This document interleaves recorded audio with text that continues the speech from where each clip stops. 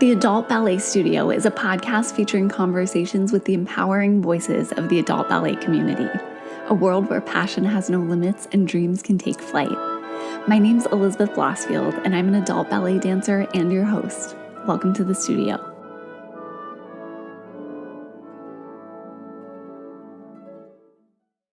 Hello, everybody, and happy Tuesday. Welcome to episode 2 of the Adult Ballet Studio. I hope everybody had a great August. It's been a month, so if you need a refresher or want to re-listen, I spoke with Patricia Perka of Ballet Misfits for our very first episode last month. It's up on Spotify if you want to go back to it and give it a listen. This month, I have 2 guests in the studio. Joining me are Jana Carson and Abby Hudgins of Ballerinas by Night on Instagram and YouTube. They also have a blog at ballerinasbynight.blogspot.com. Ballerinas by Night is an education and support community for adult ballet dancers started by Jana and Abby in 2013. Its mission is to raise awareness about adults who are just beginning or continuing their dance education. They told me they're hoping to fill educational gaps that sometimes exist among the adult ballet community by providing informational videos and online classes to supplement regular training. They're also hoping to just talk more about dancing in adulthood without pursuing it as a profession, which we all agree isn't something that's talked about or encouraged quite enough. Jana is an Oklahoma-based photographer as well as a dancer. She focuses primarily on ballet photography, and she's currently the photographer for the Oklahoma City Ballet. Abby is a momager, as she told me, which I love. She's also a dance instructor and former pro dancer who's now supporting her son in his ballet journey. He studied the Cuban method of ballet and recently was accepted into a trainee program at the Orlando Ballet, which means Abby, at the time of the interview, was in the process of moving her whole family from San Antonio, Texas to Orlando, Florida. Both Jana and Abby have been dancing since they were kids. They both took a break before reconnecting with ballet in adulthood. We talk about what that was like, how they decided it was time for a break, and ultimately what led them back to ballet. We also talked about their friendship and the importance of having a ballet buddy. Of course, sometimes that's in human form, like with Jana and Abby's friendship, and sometimes a ballet buddy appears in cat form. And we get to meet Jana's cats on this episode too. As a cat lover myself, my heart is overflowing. There were a few tears as we reflected on how important friendships and communities are in the dance world. And we talked about some of the barriers to entry, like body image and financial challenges, competition, physical demands, and how ballet dancers can work through these things. But I'll stop talking now and just let you listen to the interview. It was a really good one.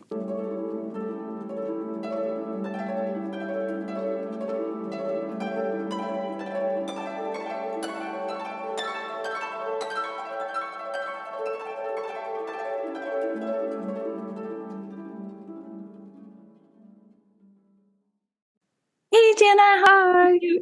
Hey, Abby, how are you? Abby! Hi. Hello. Where are you both located?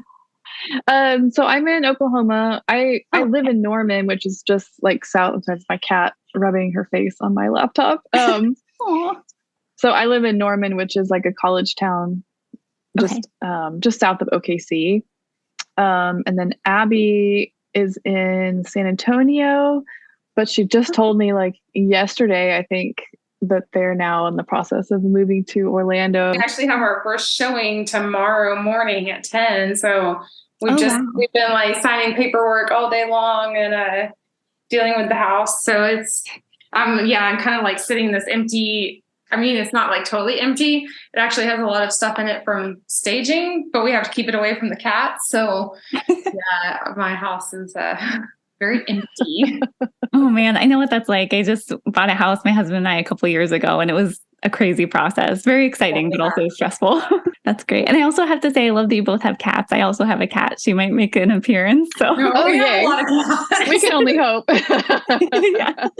Well, I'm so happy to meet you both. And thank you so much for taking the time to do this. I really appreciate it. I know your schedules are crazy. So I follow your videos on YouTube and Instagram, and they were so helpful to me during the pandemic, especially when everybody was at home and taking online classes.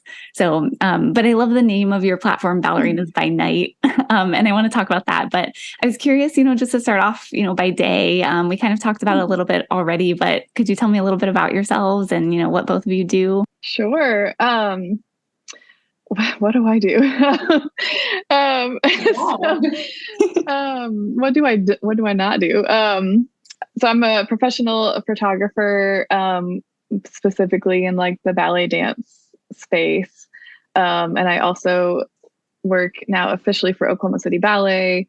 I do all of the digital content. So I'm their official photographer for the company and for the school. And I run all their social media and help with various marketing things. So I'm just really immersed in the ballet world, as an actual job now. So it's kind of crazy, but yeah, I've been a professional photographer for over a decade. Have shot. I still remember when all that was starting. Yeah, Abby was around for the very beginning of it. Yeah. Oh, that's so cool. So, yeah. That's awesome. That's amazing that you were able to combine two passions, ballet and photography, and do something that you love with both of them. That's so cool. Yeah, I feel really lucky. Yeah, that's great. And Abby, what about you? Well, mainly I am a mom. That's kind of my primary job. And, my son he's about to be 15. He's about to be a trainee with Orlando Ballet. And we moved to San Antonio 5 years ago for him to train up here. And I moved from Corpus so that he would have a Cuban and a male to train him. And I've homeschooled him from the very beginning. And I've always done a little bit of teaching on the side. Usually every time I'm I don't want to teach right now. Then the next thing I know, people are coming to me and they're like, no, just do this one thing. And next I'm teaching. But that's still very much on the side, mostly being when you say people talk about being a momager, that's kind of it's been pretty full time the whole way through, because he's been blowing and going since he was little bitty. He started competing when he was around 8. And then ever since then, it's just gotten more and more and more. And it's always required me to be very available. Of course, for homeschooling, you have to be very available, because we've actually done all the homeschooling. We've designed our own curriculum the whole way through, and all of that. So it's been a very involved process to make sure that, and he's also been a trained pianist. So every day for him, it's homeschool, piano, dance, he's just been immersed in it. And my husband's a university professor.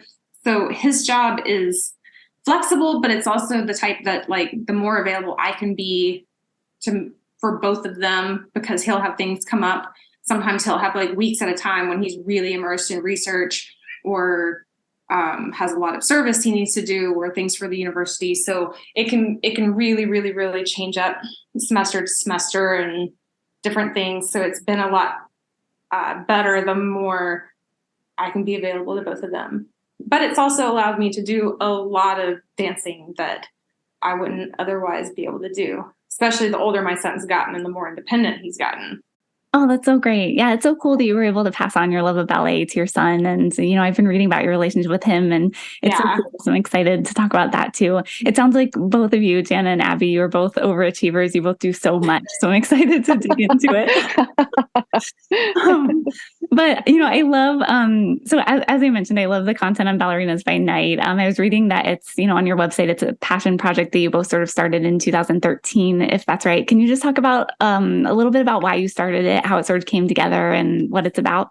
Well, it started, I'd opened a studio in Oklahoma, and Jana was there. We had this really great group of adults, and really, Ballerinas by Night came about because of Jana, because when I closed the studio, she was just I'm not ready. She was like, we just need more ballet. She would come over to my house. My son was this little bitty toddler. And so I had set up our third bedroom as a little dance room, back before dancing at home was a thing. I was just I'm stuck here and I can't go take class anywhere. So I'm just going to make it where I can do some class while he's napping. And it got to be a thing where Jana was coming over, I don't know, 3-4 times a week for a while. Mm-hmm. Yeah, I think so. She was getting into photography and videography along with that. So And she was the one, she knew everything about, like, oh my gosh, I don't even think I know what YouTube was at that time. It was so new.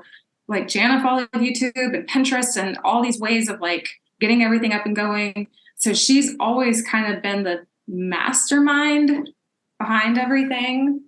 And was the one that really did kind of put the channel together and did all the editing for the videos and a lot of that stuff. And I just got in front of the camera and did stuff.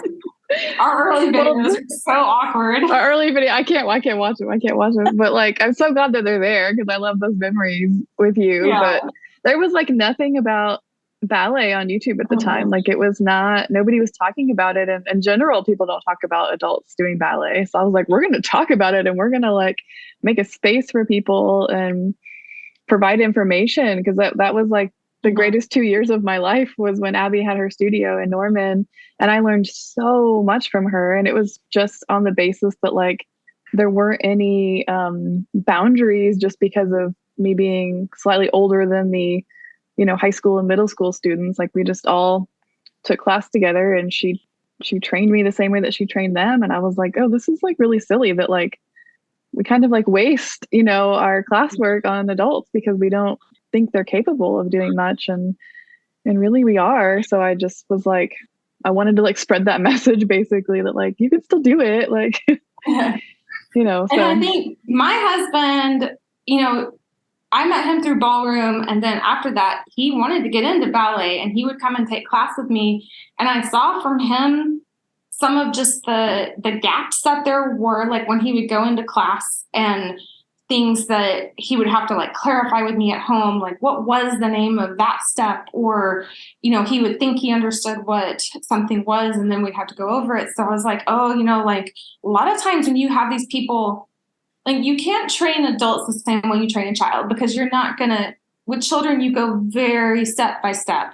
And you don't really need to do that the same way with adults because adults are faster mentally and they want to be challenged and stimulated on that level. And they also, that was the other thing for my husband. He would get really frustrated if a class was too, I'll say like slow, but non-athletic. Like he would want to go in and feel like he got a workout because he's a workout guy. And so if he felt like he just wasted an hour not getting a workout, he would, be like, why did I just go do that? So I kind of liked the idea of making things like just fast enough, breaking things down. And I wanted online to have a lot of information to fill in the gaps that sometimes people would have. They went into class and everything, like it's going step by step, but you don't always connect A to B the same way, if that makes sense. You miss a few things because it's moving fast, because you're capable of learning faster. But there just wasn't, at that time, anything up to help people. There's no vocabulary or here's what this step is or here's how to, break it down or anything like that. Yeah, I think you're right. I think, things are slowly changing, which I'm grateful for. But yeah, it is really hard to find classes for adults in ballet that are actually challenging. Even if you're a beginner, you want to be challenged and be pushed forward and improve. And it's tough to find that. So, I'm glad you guys are both spreading this message and that you started, back when there was nothing on YouTube. And by the way, I have to say, I love the fact that Ballerinas by Night started with, Abby closing her studio and getting away from teaching a little bit. And then Jana being like, no, you can't. It sounds like, by the way, you're going to teach everyone on the internet too. So right. I'm bringing my camera. That's basically what happened. I was like, I'm going to set this up, Abby, and you just share your knowledge, please. Yeah, that's kind of how it was. It was probably, you don't really have a choice. We're just like doing this. And I was like, okay. Yeah. Right. No, that's great. Yeah, I want to talk a little bit more about how you both sort of rediscovered ballet as adults, but I just wanted to start off, asking how you originally found ballet or, what was your first introduction to it? Because you both started originally as children. Is that right? Yeah, I took like competition dance when I was growing up. Well, I always I was obsessed with ballet from age 3. There's like photos and videos of me in tutus at my grandma's house, dancing to the Nutcracker Suite on her record player. And I just was so obsessed with the musicality. Like, I just thought that was like amazing that you could take slow music and you could move slow and you could like show how that feels. And I was obsessed with point shoes, of course. But then I just like, I don't know, it was like my parents were not dancers. Like, there was just no like dance radar anywhere. And so I didn't take like my first real ballet class till I was 8 or 9, I think. And I auditioned for a local production of The Secret Garden. And I was cast as a beetle. So I danced around like with my elbows up. Love that. But yeah, it stuck from there. Yeah. That's great. Yeah, I was kind of the same way, actually. I remember, I think I was only like 4 or 5, and I asked my parents if I could take a ballet class. I have no idea where I even heard about ballet. My mom played the piano, so maybe, hearing her play the music and stuff. But yeah, it was very much the same for me. What about you, Abby? How did you get into it?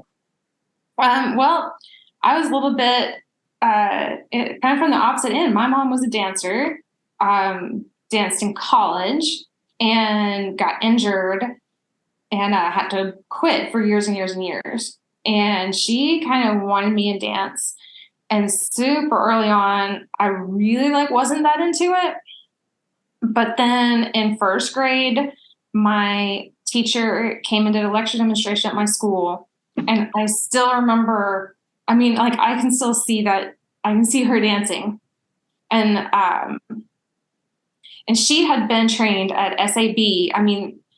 From this small town in Alabama, got basically hand-picked at a summer intensive to go train up in New York at SAB. In the era of Balanchine, and she's still, to this day, she still dances, and she is gorgeous, and she's amazing, and was still performing on Point a few years ago. And so my mom got back into it, and she asked me, do you want to do soccer? You want to do ballet? Because they were kind of on the same day. And I was like, I want to do ballet at that time. But I was still only kind of sort of about it for a few years. And then the bug bit me a little bit later.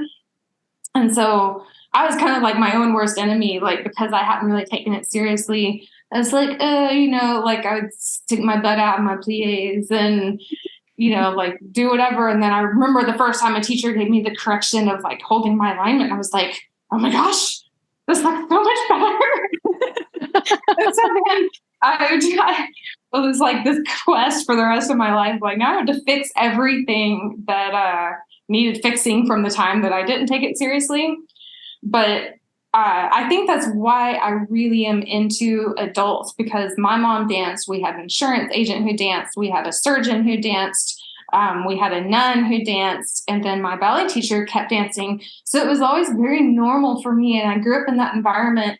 And then I was surprised as an adult. It just didn't occur to me that that wasn't normal and that wasn't everywhere. And when I moved away and found out that it was very, very hard for adults to find that type of experience, then it was just kind of how can we work to get what I grew up with everywhere?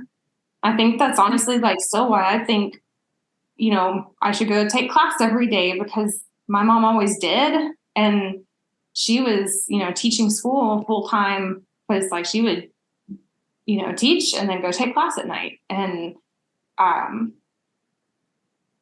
so I just have always wanted to bring, more of that experience to other people. That's so inspiring to grow up in that kind of environment where you're surrounded by so many. Yeah, that's really a gift. That's amazing.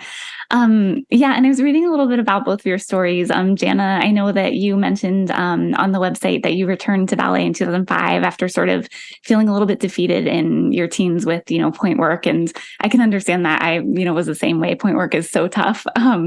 But can you talk about some of those challenges that you encountered and why you knew it was time to sort of take a break? Yeah, it's been interesting reflecting on it. And every few years, as you get older and you acquire more knowledge and perspective and you reflect on it again and you're able to realize certain things. But I think a lot of it was just huge insecurities about myself, going through puberty, like, and body changes and everything. And I feel like, I don't know that the studio environment that I was in was the most like supportive of that. And I never had like the super skinny ballerina type body, like the stereotypical one.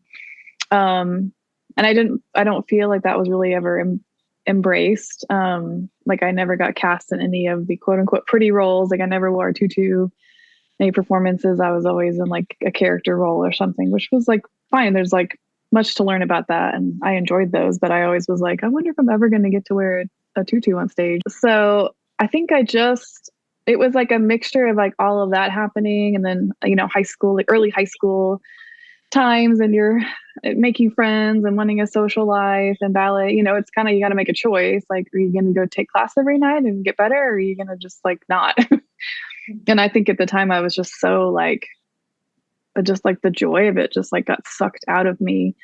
And so I just like, I stepped away. I actually went and took, I think it was like a year or two. And I went back to doing like jazz dance and like competitive dance, which has its own problems. That was all like just nothing but like mean girls, it was not like a fun environment either. So I just eventually just was like, you know what, I'm just going to pause on this. And it wasn't until I was in college and I had joined a sorority and we were doing like one of those like musical theater production things with like a fraternity partner. And it was so weird to me that like nobody there knew me as a dancer, like, cause I didn't do any of that going into college. And so it pinged me in my heart that I was like, oh my gosh, like I still consider myself like a dancer from the inside, but like no one here knows that about me. And so anyway, I was talking to my boyfriend, my husband at the time, or no, husband now, boyfriend at the time.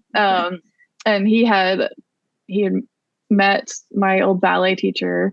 She banked at the bank he was working at the time. And she was like, oh, I'm doing summer classes. Like she should come take summer classes. And I was like terrified at the thought of doing that again, because I just didn't know what to expect. But I think just like the fear of not ever feeling it again was greater than the fear of going. So yeah, I showed up that summer and, and it's been 18 years now.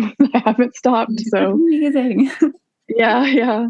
That's awesome. Yeah, I think that's so real. I mean, especially when you're going through puberty and, when you're young like that, body insecurity in ballet, you're surrounded by mirrors, you're wearing tight-fitting clothing. And I think there's so much strength in kind of recognizing maybe I need to take a break and like focus on my mental health and come back to it when I'm in a better place. And then there's also strength in, stepping back into the studio. That can be scary as well. And I find your whole story really inspiring. So yeah, thank you for sharing that. And, Abby, I know that you took a break. You actually joined a professional ballet company for a season before college, and then stepped back to focus on your studies in college. So can you talk about what that was like? What did you learn from professional life? And well,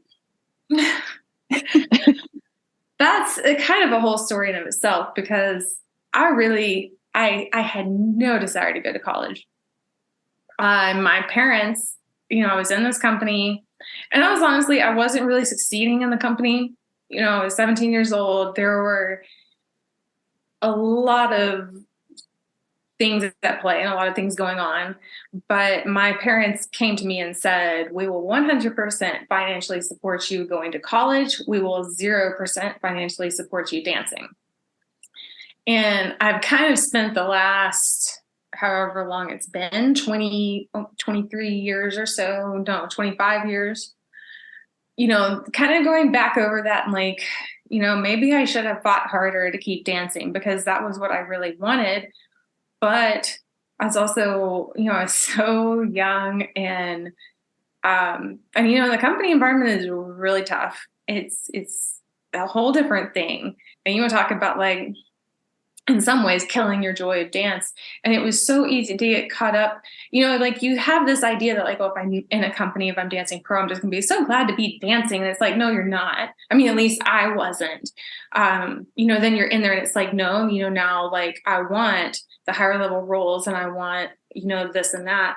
And it's not just good enough to be, in a core. And so I really like, and it's funny because I'm kind of coaching my son on all of this stuff now, telling him the mistakes I made, and how in a way, like I didn't take the company environment seriously enough.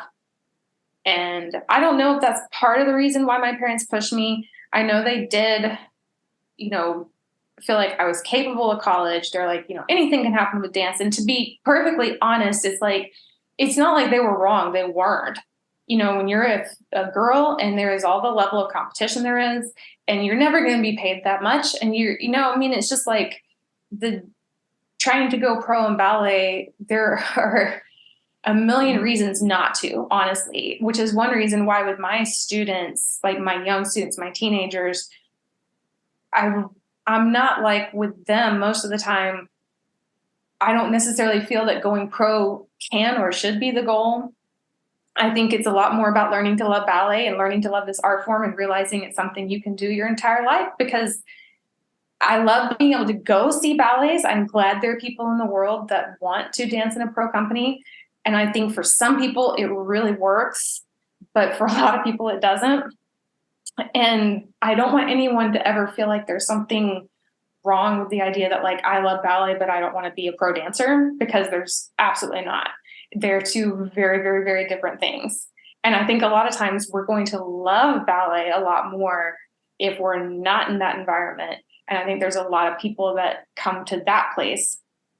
But I'm definitely one of those people that as I approach 40, I have just that back and forth constantly of like, what if I had continued in the company and had taken a different path? Like my path worked out. My path was perfect. I met my husband. I've had this great, amazing life. And I love what I've been able to do with dance because I left the pro world and took the path I took.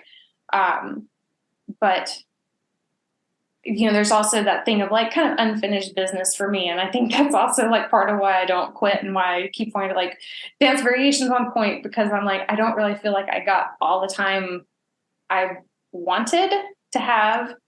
And so I'm still always a little bit going and chasing it. And I also didn't want to like pass on to my child, this isn't something where I'm trying to live vicariously through him. Like I want to make sure I still have my own path with dance. And I've really tried to step back from him with his path, because it's very, very different than mine. And for one thing, he's 10 times more talented than I ever was. So a little bit different story. Plus he's a male, and that's also just it is a different thing.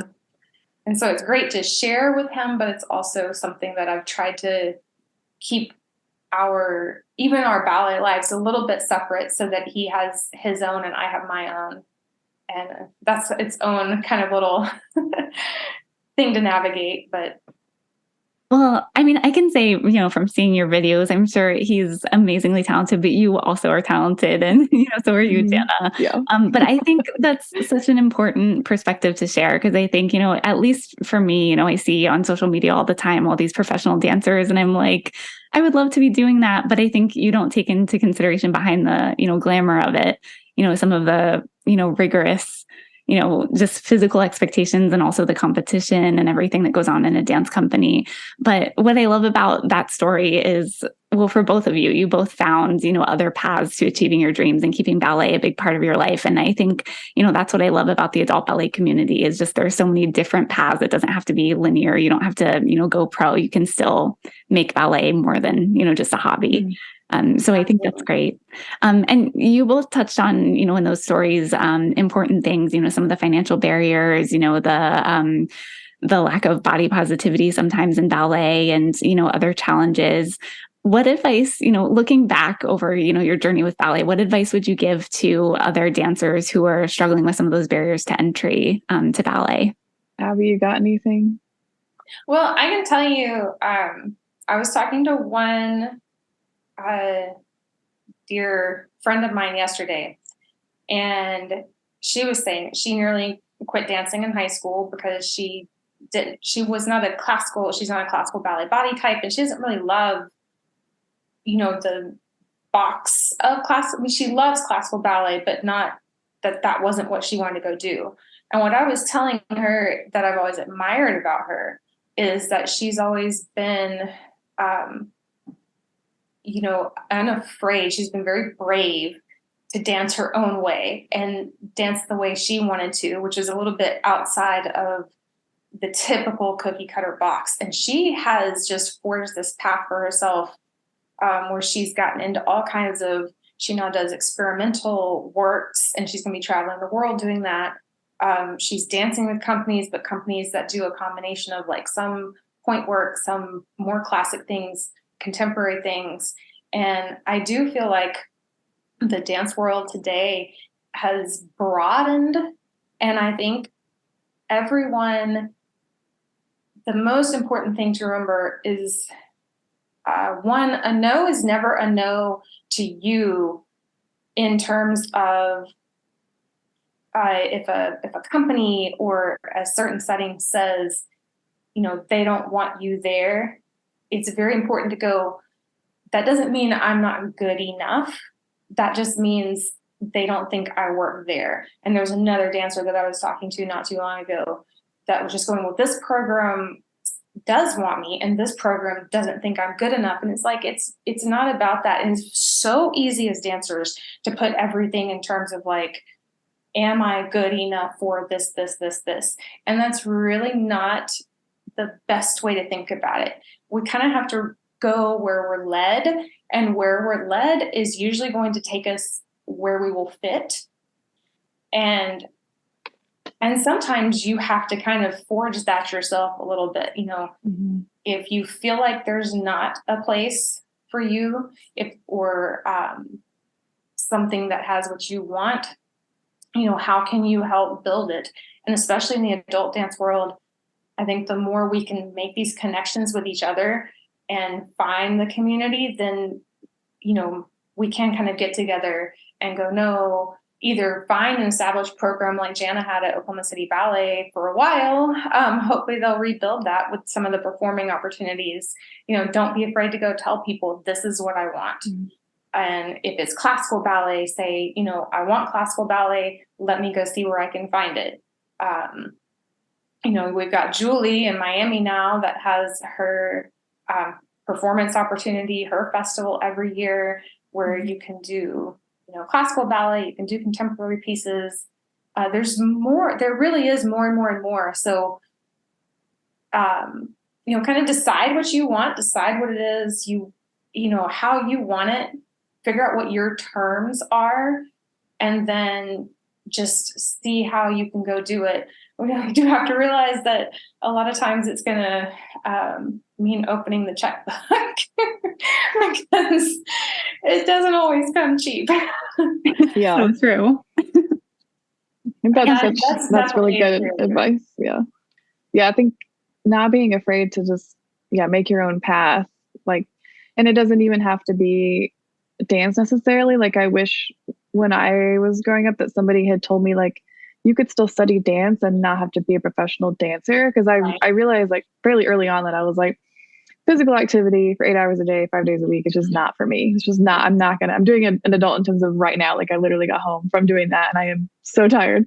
Like, it's just not, I don't think my body was built for that. But like, I enjoy it every now and again to do it intensely like that. But yeah, I think realizing that there are other ways to make ballet a part of your life that don't involve being a dancer at all times. And I feel like I've done that through photography, and I basically like created the position that I have at the organization now. And not that that's like easy to do. It took me like a decade, but like, but like I think it's just like follow your gut, like listen to what it is that you feel strongly about and figure out how you can immerse yourself. With like the internet, I feel like it's a lot easier to to find people that are similar to you. Like when we first started YouTube, I remember when we got like 60 subscribers and we were like, oh my God, like there's people, like, and now it's like this huge thing, it feels like, which is like incredible. And so, yeah, I think just don't be afraid to follow your gut and do what feels right and just stick with it. That's like part of it too. Just got to keep going. Yeah.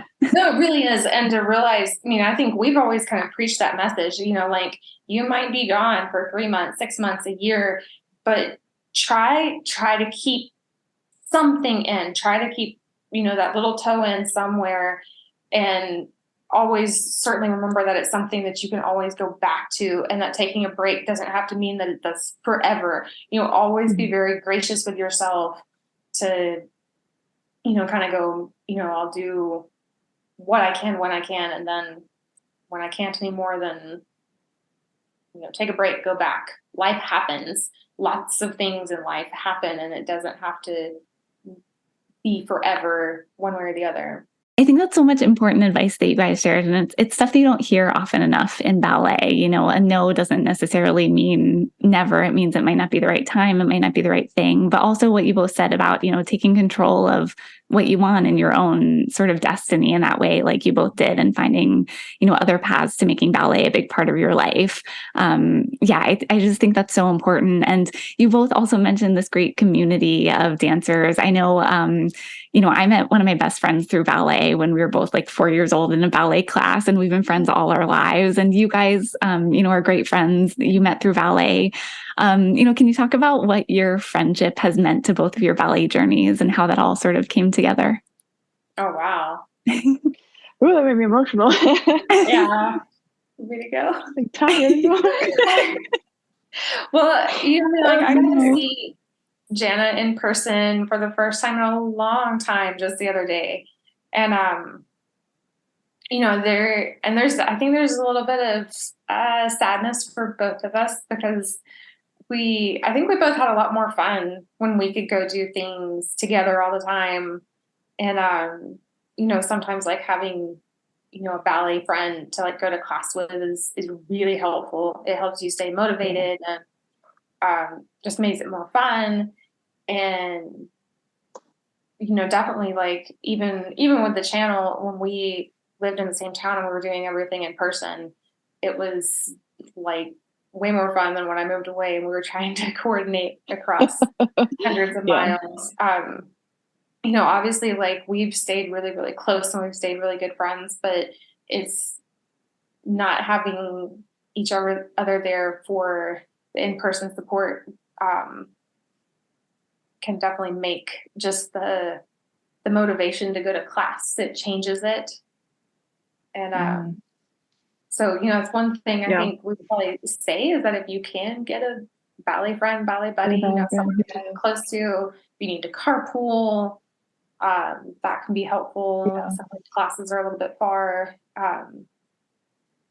That's definitely like this is something I realized in the past couple of years, that like I've been so fortunate to always have a ballet buddy. Like since I came back to ballet, like I've had Abby, and then when Abby moved, she sent me Kristen, who lived there, and so like I got like this instant swap. And then Abby's friend Sarah, that she knew from I don't remember how you knew Sarah, but she was teaching classes, so we were carpooling, and there was just always somebody that was like, kind of, you can do more as a unit than you can on your own, and so yeah, when Kristen moved in 2020, and of course everything went to crap in 2020, but like it's been weird, like being completely alone and not having, I don't know, it's been a lot of changes on a lot of things. So I didn't ever take for granted all of the ballet buddy times, but it definitely like it's a new like perspective on how difficult it can be if you don't have like an actual physical like person or a community to help keep you going and help programs happen at your school or wherever you're dancing. Cause like, one person, they're going to be like, cool, you want a point class, but like, where are the people? Like we can't afford to do that. And so like, it's when you have more people like physically there, it's easier to kind of make more progress. Yeah, so it's been a lot of things, but yeah, Abby like changed my life. I'm sorry, my cats are knocking things over. I love it. Yeah, it's chaos, pure chaos. But yeah, no, Abby's friendship means like everything to me. Yeah, she's amazing. I love that. I love the idea of a ballet buddy. That's so special. And your friendship, I mean, you can tell even through the distance how important it is. You know, you can feel it in the videos, you can feel it now. And, you know, I relate to what you said too, because I moved away, you know, after college, I moved away from all of my friends. And that transition was really hard. A lot of my friends I had met through dance. And you're right, having that community is so important. But one thing that I loved about the COVID, well, I didn't love anything about the COVID pandemic, but about what came out of it within the ballet community is just how much everybody came together. You know, it was so hard having studios closed, but you guys had all of your resources and classes online. You know, I took Instagram Live classes with, you know, different dancers from various companies, and it just felt so special. And you guys have done such a great job creating that connection, even, you know, across the distance with, you know, each other, but also with the broader ballet community. So I think that's really inspiring. I'm glad. It's been hard. It's been hard to do it from a distance. So I'm glad that I'm glad it's still resonating and still doing what we want it to do. So that's good. Yeah, absolutely. And I was curious because I know that you both have at-home studios, and a lot of people have had to sort of adapt, you know, since the pandemic.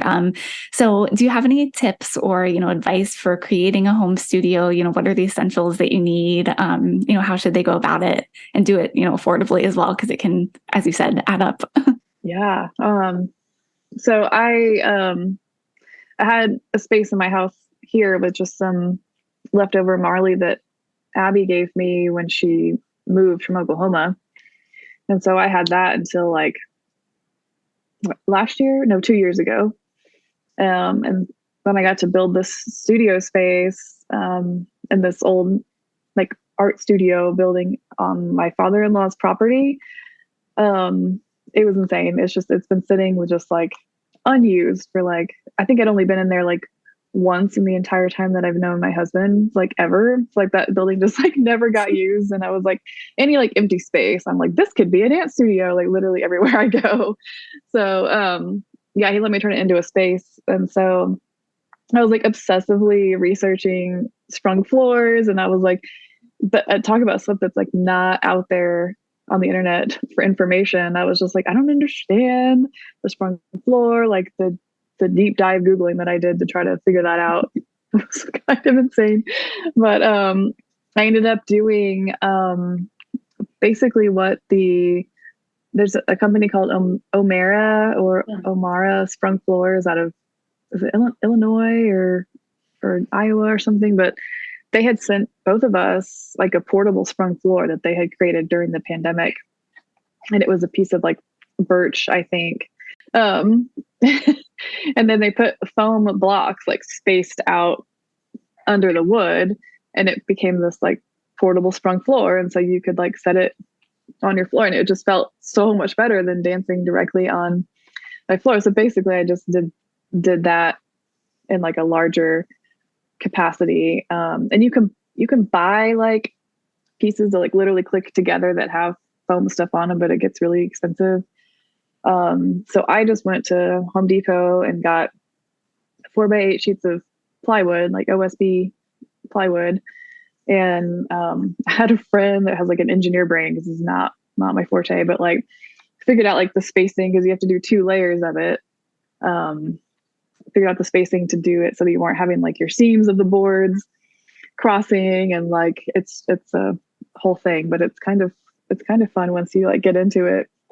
But I found that to be like fairly affordable to do it that way. And then I ordered Marley from Stage Step. They had some like on sale, like pre-cut, like 20-foot sheets. And so I ordered those. And it's still expensive, so I had to save up to do that. But I don't know, it was sort of like just like a childhood dream of mine to have a dance space like that. Like I grew up putting on dance recitals in my garage, like we were always wanting to do something. So I don't know, it feels it feels satisfying to do it. Yeah, it was my dream. Your question. Yeah. No, it does. Yeah, that was my dream as well when I was growing up, and I used to do those garage recitals with the garage doors, the curtain going up and down. Yep. Yeah. It's amazing. But that's awesome. I love all the work you put into doing a sprung floor. I never even thought of trying to do something like that in our house, but that's a great idea. Awesome. You can do it smaller scale too. Like you can get, 1 4x8 sheet or a couple of them and layer them and put the foam blocks. And the foam blocks I got I think they came from Stage Step as well. I feel like, did I share this information somewhere? I feel like surely I have. Yeah, I think I was so deep in it for so long. Okay. But I think it's just one of those things that, like just for, different people, just remember that, like you can always kind of, with any of that stuff, you can go high end or low end, do the research, look around and just do something. Like, I think our message is to people just always like get started, go do it. If all you have is like your floor in your house and a chair to do some bar, start with that and then just keep building. Because I think one thing that happens to people sometimes is that they see people doing really, I'd say like grand things.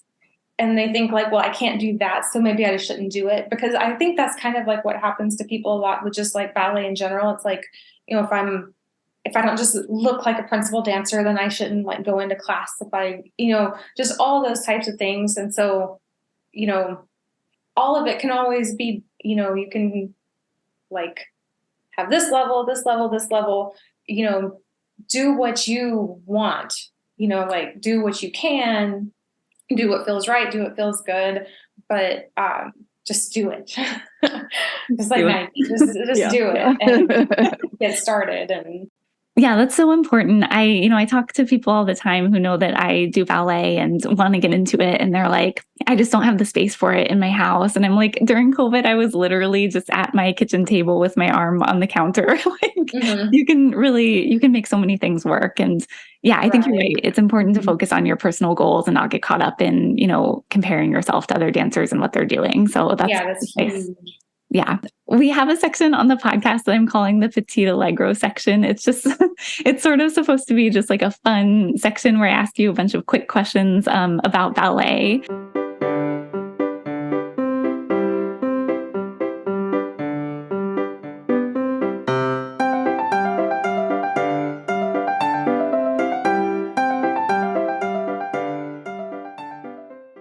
I feel like we just need some info about some of these cats that keep making appearances. So this is Oscar. He's a big boy. Hi, Oscar. He's really hungry, so he keeps pawing at my back. And then Markle is the gray one that keeps showing up. And now she's over there giving me a sassy face because she's like trying to feed me, or I'm gonna knock something over. Yeah, which she already did. So those are my kitties. There's a whole group of neighborhood kitties that come to the front porch, and I'm a total sucker, so I feed all of them, and my neighbors must think I'm absolutely crazy. Like I love all of them. So cats are the best. They are. Yeah. Just a couple more quick questions, but there's a section on the Ballerinas by Night website called Jana's Dancewear Faves. So I was curious for both of you what dancewear item you're loving right now, or what's your favorite at the moment. I'd say my bullet point skirts are my favorite. Yeah. Leg warmers. I love a good leg warmer. Rubia wear, or there's a girl at the Dances in the Company Oklahoma City Ballet that has she knits them, and so she made me a pair recently that are pink, and they're really great. Oh, that's amazing. I'm always so impressed by people who can knit. I know. That's great. What's the go-to item in your ballet bag that you have to have at every class? My mini foam roller. Yeah, probably that like football roller thing. Talking about how like little spike things on it. Yeah. That thing. Yeah, those are both great. And then do you prefer jumps or turns? Ooh. Abby just made a face. This is so funny. Like today in class, like we were talking about like it's like asking if you were like a turner or like if you liked turns, like you raise your hand if you like turns. And I was like not raising my hand, and I was like, I guess I don't like turns. And then I was like, sometimes I wonder, I'm like, what is it that I can actually do? I'm like, I don't always enjoy jumps. I don't always enjoy turning. I'm like, I just like port de bras. Like, yes. Love a good port de bras. My last question for the Petite Allegro section is just, in a perfect world, what would ballet look like? Or what would you hope it looks like? I feel like just like opportunity is like the word that comes to mind. Like opportunity for all. I don't know. I hope there's more space for non-professional dancers to have the opportunity to perform and learn. I don't know. I hope there's like more interest in ballet in general, like in the public. I hope that we can continue to keep it alive, like there's sometimes a feeling of like, can we keep it going like traditional classical ballet? So I don't know. And I've been saying, for a while that, Center Stage came out in whatever it was, like 2003. And it was this whole thing of like bringing ballet to the people and doing these pieces that were kind of like cool. And I'm like, I feel like that just didn't happen. Like after that movie, you thought it was, and I mean, not that we need to have like motorcycles on stage. Obviously that's not really attainable, but still just the idea of like, the way they used the music and did that choreography in that movie was, cheesy, but iconic at the same way. And I would still love to see more of that, where it's just like, let's do things that are just like fun. Like, I think I would like to see a lot more fun in dance in general. Yeah, I think those are both great points. There needs to be more opportunity in ballet, and also, ballet can be so structured and perfectionist. It's nice to just kind of let And loose. I love that about it too. Yeah. I don't want to lose that. I think we should just add. Yes. Yeah, there needs to be a balance for sure.